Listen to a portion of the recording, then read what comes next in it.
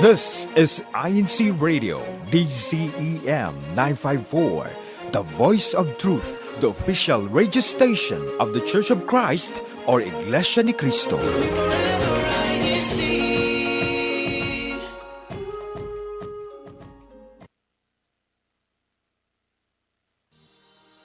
Welcome to INC Radio Oregon, where our brethren from different parts of Oregon, Washington, California, Idaho, Montana, and Wyoming greet you.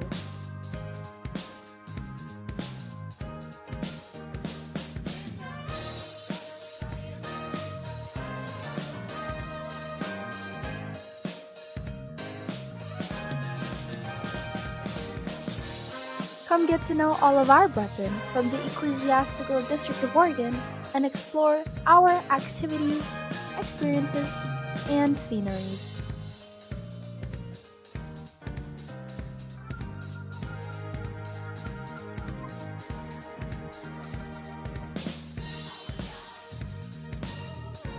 This is Oregon.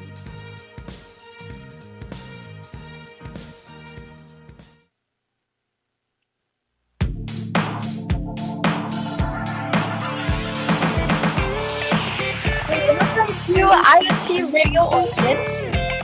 Hope you're sharing your precious time with us, and we hope that you enjoy our topic and our discussion today.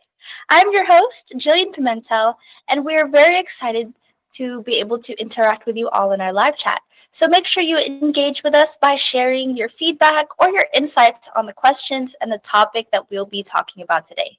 We hope that you enjoy it and stay with us throughout the entirety of our broadcast today. And for that, we'll be talking about the basic medical health plan terminology. So if you have any questions, please don't hesitate to ask us in the live chat, and we will do our best to answer them. So most of us are employed with the benefit of enrolling in a medical health plan. Each year, there's an open enrollment period during which we receive a flyer describing various types of health plans. So in every health plan, there are many different terminologies, and it can sometimes feel like a foreign language for us. I know for me, it definitely is. It can be unclear on how they will benefit us as well. So, learning about this will empower us to maximize the use of our medical plans. So, let's dive right into our topic today. And we also have our resource person who will be sharing with us all of this knowledge. So, thank you, Flo, for joining us. And why don't we hear a little bit about yourself? All right. Hi, Julian. And hello, everyone joining us here on INC Radio. Um, of course, my name is Flo Guillermo, and I'm just going to be here sharing about our topic today. So, I come from a background of being a medical claims specialist for the last 16 plus years. And before that, I was in the medical general accounting departments for the last prior to my medical claims was 15 years back. So as you can see, I look like I've been working for like 30 something years already. And of course, my different offices that I have here, of course, a producer here for INC Radio Oregon. I'm a local chronicler and a local secretary, as well as I help also in the district events of our that's coming up too in the past and present. So that's a little bit of my background, and I hope that my background will help you today in understanding the different terminologies that we'll be sharing today. Yes, thank you, Flo. And it is going to be so helpful because I know some of us have heard a lot of these terminologies, but sometimes we may not know the in depth definitions of them or how they're going to be beneficial to us. So, our Kuya techs there in the Philippines are going to help us by sharing these graphics as we ask these questions to Flo. And so, whenever this first slide comes for all of us to see, I'm curious, Flo. So, what are the most common type of medical plans that we have? Okay. There's more than two that I'm going to be sharing today, but these two are the most popular ones, I guess, when we're choosing our plans. And one is the health maintenance organizations. It's commonly called HMO. So here, this plan, it's a network. Generally the coverage is limited to the doctors who work for the contract with the HMO. So basically, it's just a group of doctors that's working with particular health plan. Normally, the cost of the premiums is much lower, and the out of pocket costs also. So, but less flexibility in choosing your providers. So that's the HMO. The other one is called preferred provider organizations, which is also the shortcut for PPOs. Uh, the network is utilize providers within the plan's network. However, you may incur higher costs for out of network providers. The cost to you is it's higher premiums, but you get to choose your doctors. So wherever you go, make sure you let them know what plan you have and that you have medical insurance. Oh, I see. Okay, so with these being the two most common ones, so whenever we do go to the doctors or we have these related visits, what are the types of the financial responsibilities that are there that are present for us? Yeah. So in addition to paying the premium, so just letting you know, there's healthcare premiums that we pay. Um, a portion of it could be covered by your employer, and then another portion of it would be covered by you, the premiums. Okay, so just know that. So the different types of financial responsibilities, if we could have that slide up, Kuya Tex. The first one is co-insurance. And so these terms that I'm going to be talking about, I see them every day in what I do when I process medical claims. So one of them is co-insurance. And that one is the amount you pay to share the cost of covered services after your deductible has been paid. So you have to meet your deductible, and then once you meet that deductible, then you have a co-insurance. The co-insurance rate is typically expressed as a percentage.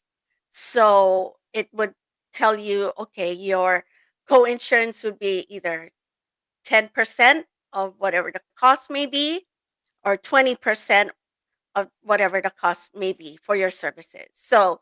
Um, so pay attention to that as well. The next one is a co-payment, and the co-payment is a flat rate for your medical expenses. So normally it will state on your flyer when you're choosing your medical plan.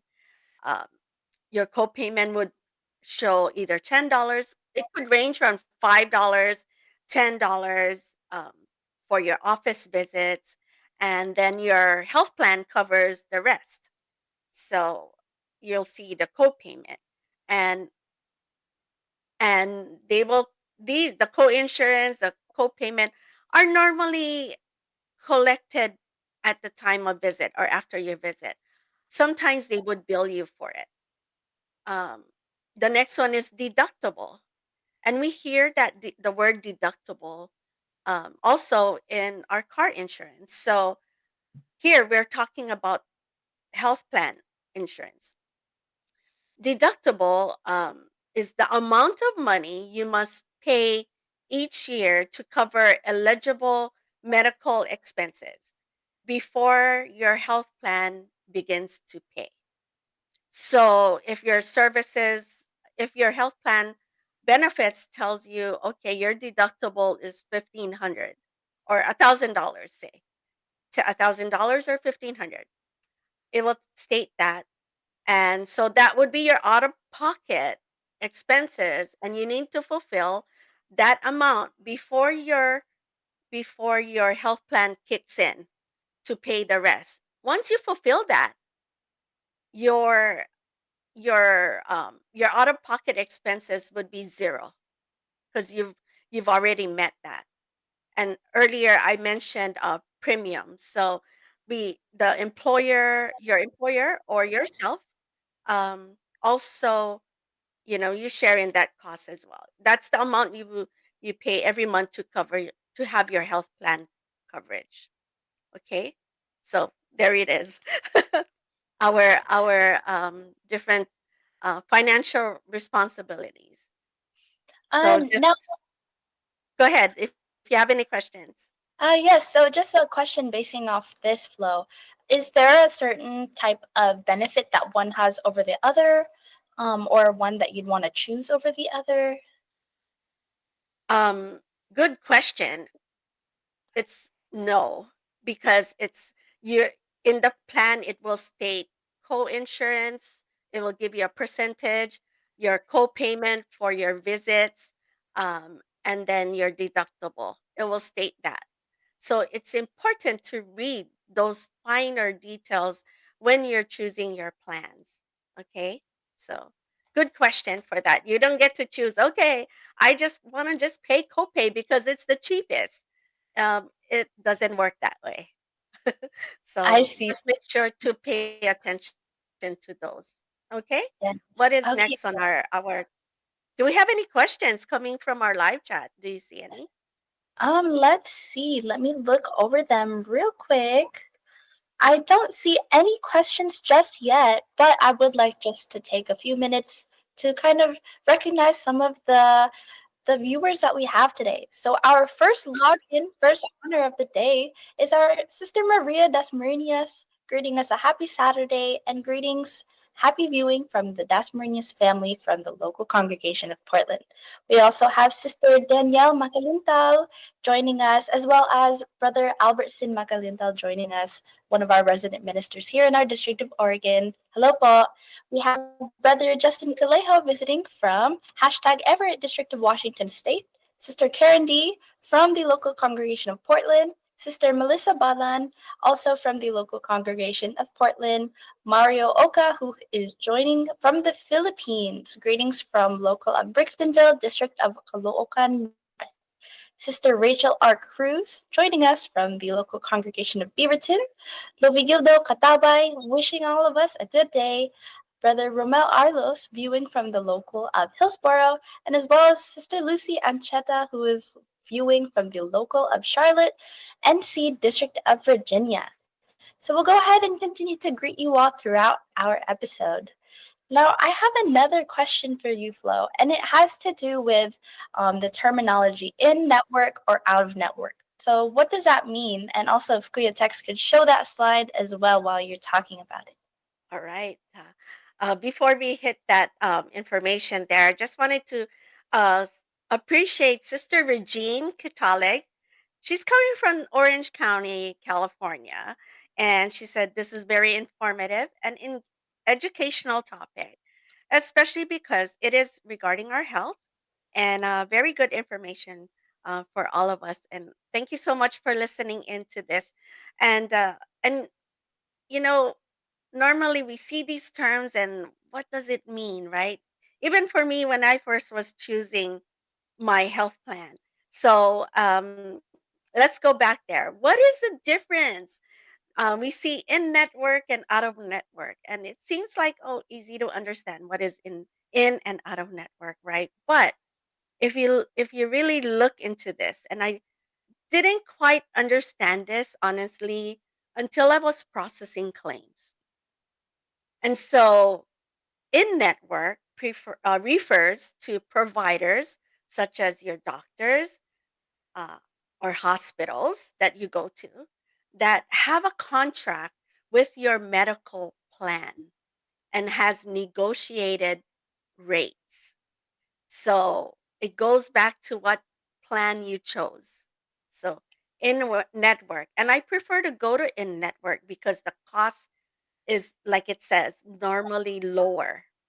When you go out of network, are providers that's not within the plan that you chose. Providers are those that don't have a contract, and normally it is a higher cost to get the services. So I would encourage to go in network if all possible, only because if you're very concerned about cost. However, sometimes there's certain things, medical services that you don't have that control.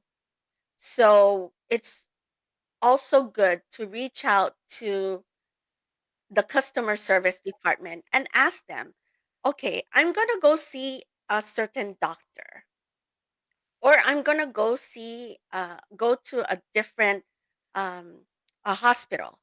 Can you please tell me, are they in network and out of network? Because that will determine if you're going to go there or not. It will also determine what, say your what you want to pay, your out of pocket costs. So a lot of things are playing into this when you're going to an in network or out of network. So does that make sense to you, Sister Jillian? Yes, it makes sense. So, just to kind of put into my own understanding, in network is the doctors and hospitals that have a contract with your insurance plan, so they can offer lower rates. And then the out of network are the providers that they don't have a contract, so therefore you're paying a little bit of a higher cost. But sometimes you need to visit those out of network providers because maybe of their specialty or just any other circumstances. So, does that Yeah, sound correct? you got it. Okay. So That when you're ready to choose your own health plan, when you're out there working, you are able to, distinguish what is it that's better for the what is beneficial to yourself. Okay. I see, exactly. So a lot of these have Uh, been already helping me to understand.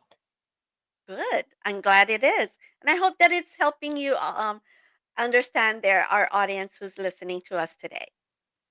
I see Exactly. here Sister Lucy Acheta from Virginia. She said, it depends on your medical condition in choosing your health plan. That's a very good point, um, because that's the one thing you need to also read in the finer print. If you have pre existing um, conditions, that's one thing to consider. Are they going to cover you? And so it's important to read the fine details. And if you are not sure, it's always good to check with um, your human resource, and they can direct you to the proper place to ask those questions. Okay. Yes, Yes. that was a very good comment, Lucy, Sister Lucy here. Now, sometimes I hear the words pre-authorization and referral. So I don't really know what that means. Could you please explain that for me? Sure. So uh, pre-authorization is an authorization. Let me get my info correctly. Pre Authorization is a formal request from your medical provider to your insurance company for approval of a specific medical service or medication. Okay, so you must be wondering, I need to get a pre authorization. Why? The reason why you need to do that is because certain things you want your medical plan to pay for, especially when your out of pocket might be much too high to afford. Okay. So it's important to always pay attention to things like this.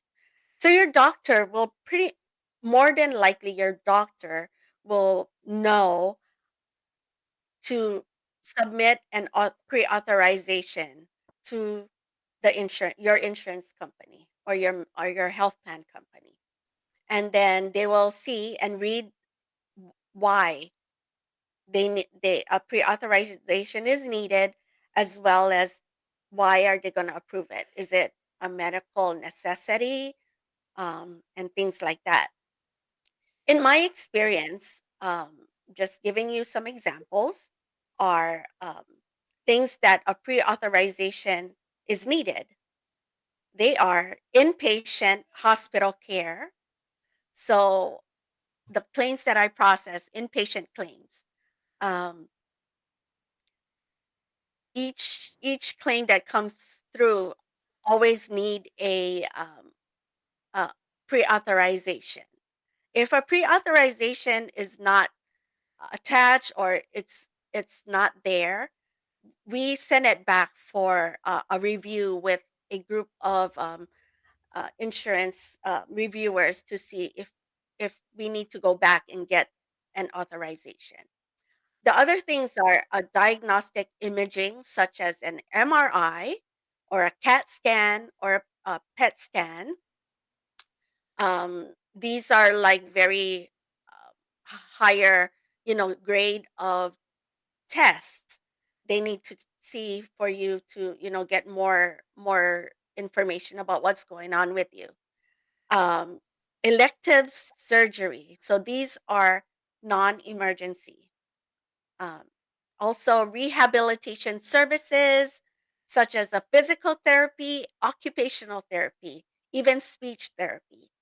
So um, these needed to be requested through a pre-authorization before getting these services. There are also home health services too.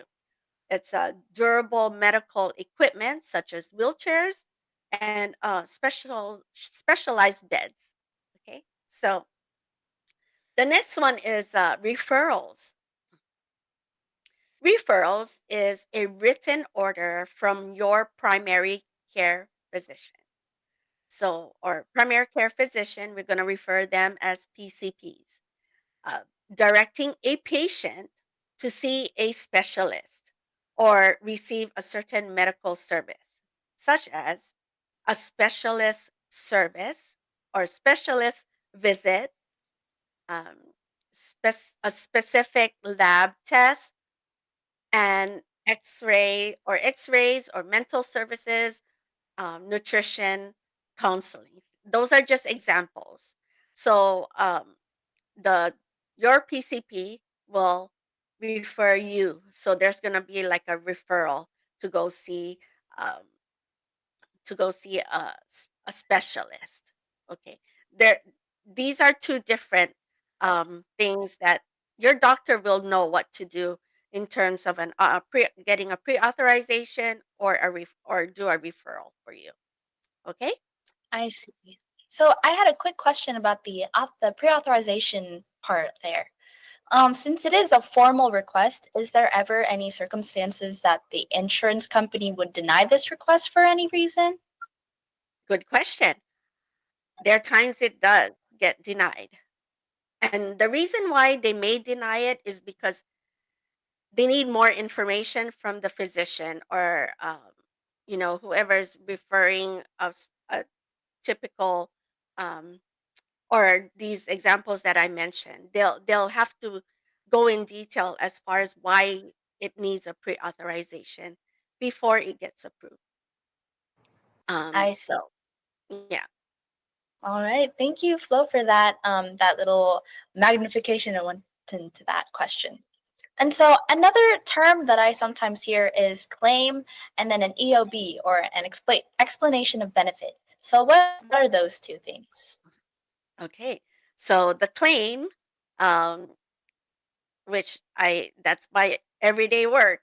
I see them every day. So the claim is a request by the patient or the healthcare provider for the insurance company to pay for medical services. Um, and then in the mail, you'll get an explanation of benefits, or we call it EOB. Is the health insurance company's written explanation of how a medical claim was paid. So, in a explanation of benefits or in an EOB, um, it has these terms in there. So it'll show the allowed amount, paid by the provider, which is your plan, and then your patient responsibility. You must be wondering, what does allowed amount means? So maybe the charge is $100, but the plan will only allow X amount of dollars to be to what's covered, and then the provider, whatever, or your plan will will will kick in to see which how much it will pay. So, and then you either have a patient responsibility, sometimes you don't. If it's a covered services by the provider or your plan, it will end up covering everything that you need to, that's in your medical claim. It gets kind of maybe sometimes it's hard to understand. And so it's always good, again, to always ask, what does this all mean? Okay, I'm just offering basic information as far as what to understand in your health plan. I think that's a good point, Flo. You said that we should ask for help if we don't know what something means, so that we really know what kind of insurance benefits that we have, just what we are benefiting from in general. So just keeping in mind that if you don't know what something means, you can ask, and then Flo is helping us by looking into some of the basic terminology today. Yeah. And so another thing that I had, there's this thing called a health savings account and a flexible spending account. I feel like this is a topic that we could honestly have a full episode on. So make sure you look forward to the future episodes when we go into depth about these. But can you go ahead and give us a quick kind of overview as to what these things are? Sure thing. I would gladly share this because this is a wonderful benefit to have when you have a medical plan. So, but before I touch on this, I just wanted to. I noticed someone who was with me in a long time ago, Alaska's days. Just wanted to say hello to Kuya PJ Gamut. We were also with Alaska when we were doing INC Radio Alaska. So hello to you and thank you for tuning in. I'm glad you're finding this very informative. All right, let's bounce back over to the health savings account and flexible spending account. You might be wondering what this is. Okay, um, it's a great benefit to you, to all of us, who, especially those of us who has medical plans. Like I said, going back, we have financial responsibilities, right, to pay, but we we often find ourselves like, oh, how are we going to pay this copay, or how are we going to pay for this medical bill? Well, this is one way that our employers offer us is a health savings account and a flexible spending account. So it is to help cover eligible medical and dental expenses. The health savings account is portable. You can take it with you when you leave your job, and the funds in an HSA grow tax free over time. The amount you choose to deduct is pre tax on your payday. So, for example, if you have elected an amount for the year, let's say $1,000, you anticipate spending $1,000 on your medical bills, right? And so you would elect $1,000 and it will come out from your payday, um, equal amounts throughout the year. And then it will put away that money for you. And that will be pre-tax. So you're not, your tax liability will be less, right? And so that's what you would have. The health savings account funds roll over to the following year versus while a flexible savings funds are use it or lose it. However, some plans will allow you to carry over that money. depending on how much.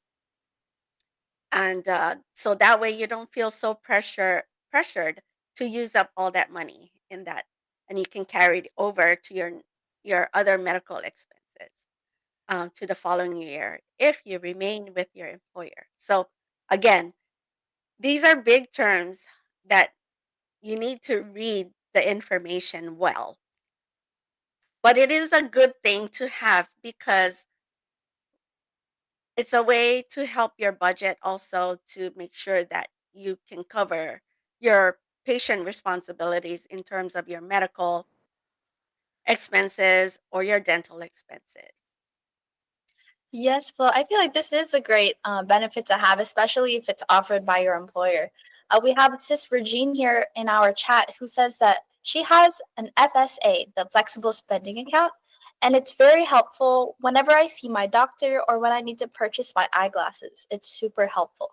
And so, yeah, I feel like there are just so many benefits that this has, especially to cover all those eligible medical and dental expenses. Yeah. Also, good point. Thank you for that. Sister Regine, she pointed out it also covers your vision expenses. So that means your out of pocket expenses for your glasses, your contact lenses, your office visits. Sometimes your vision plan does not cover certain tests. So you would use that.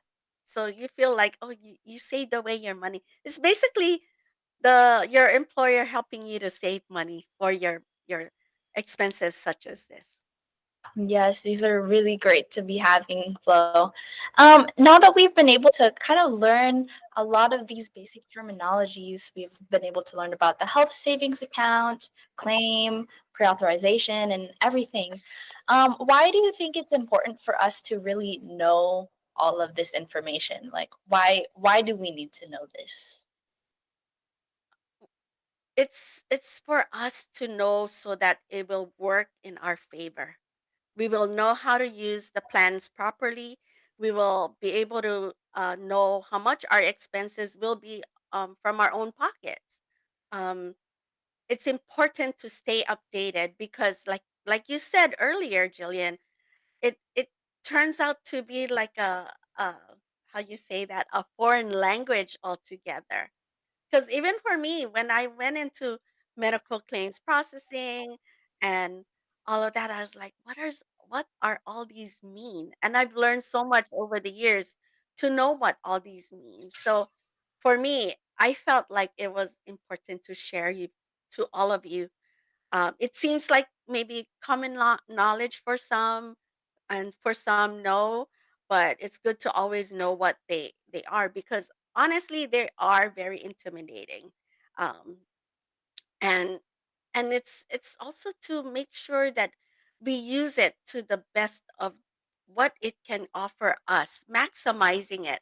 That way we can take care of ourselves. And why we need to take care of ourselves? We need to take care of ourselves because we have our services to our Almighty God. We have various duties that we perform, and we need us ourselves to be able to serve God, to serve the church. So it's important to take on that medical insurance that you have that's offered by your employer, because when you do have it, take it to the max, because there are things that you may not know what's covered. This is just a very small portion of it.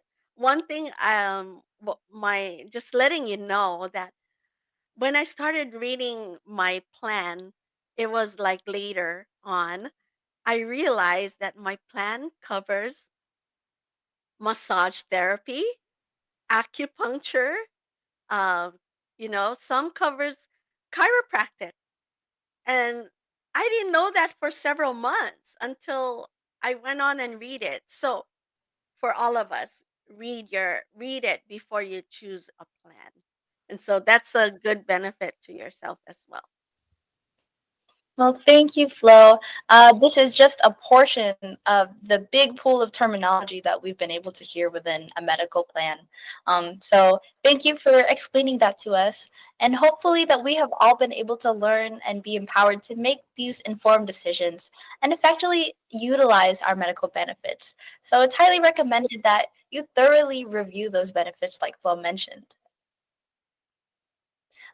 And whenever we do that as well, let's go ahead and utilize what we have learned to our benefit, taking care of our health so that we can continue performing our duties and serving our Almighty God. So, Flo, do you have any live chats or any other comments that you would like to mention before we go ahead and close off the show today? Yes. Actually, we have a question from PJ Gamut. He said, "What does it mean to be double covered, and how does that work?" Uh, yes. So some of us have that benefit of having double coverage, just to make things easy and to understand. And not all medical insurances will take on the double coverage, but some do. Okay. Um, some may have a primary coverage, and some have, and then you have a secondary insurance or coverage. Your primary will kick in first to pay whatever that needs to be paid for, whatever that is covered under that plan. Whatever's left, let's say you still had some more that wasn't covered by the first plan, that second plan will come into play, and they will look at it and determine if that second coverage will take care of whatever that first coverage did not cover. So it really depends on what your plans um, cover for you. So that's basically like a dual coverage. Luckily, some certain things can come in as a dual coverage, uh, but that's a whole big topic to talk about, Jillian, and so much more. Like I said, I'm just hitting the tip of the iceberg for this. Um, Also, uh, we're gonna have more to talk about this. Going back to the flexible and what did we talk about that last one? Health savings account and flexible spending account. Just want to let you know that we're planning another topic about this because there's so much more depth into it. And if you're not taking advantage of this, um, then you're kind of missing out on a whole big benefit for yourself. But we're gonna have a future episode on this, so stay tuned with INC Radio Oregon. Um, Anything else that we see there? We have great questions. Yeah, we have great questions there. But any more questions coming in, maybe a thought, you can either message us there in our live chat, we'll capture them, or if you have our Telegram, um, go ahead and give us a message. We'll do our best to take care of that question for you. Yes, thank you, Flo. So this is just one of those topics that there's a lot to learn. And so I'm excited for the future episodes that we're going to have about this. Um, as for our the end of our episode is coming up, so we would like to go ahead and greet the two local congregations in our district that are having their sixth anniversary of their local congregation. So happy sixth anniversary to the local congregations of Hillsborough and Vancouver. And actually, that is today, April 12th. So happy anniversary to all the brethren in those local congregations, and hope that you have all been able to celebrate this great milestone in your local. We also have had some past activities that we would like to highlight, and we have a video which was prepared by our sister Darlene Langit, which is our Tagisan ng Talino, which was held in the local congregations of Beaverton and Portland. So if our Kuya Tex could please show that video real quick. In the Ecclesiastical District of Oregon conducted a children's worship service activity called Tagisan ng Talino. In the local congregation of Portland, Sister Ariane Miranda and Brother Zian Dasmariñas participated in the said activity. On the other hand, the local congregation of Beaverton's activity was participated by Brother Lian Cochon and Brother Ashton Amonet. This activity was led by the CWS officers in the local congregations. The brethren in attendance were truly amazed and proud of our little brothers and sister in faith.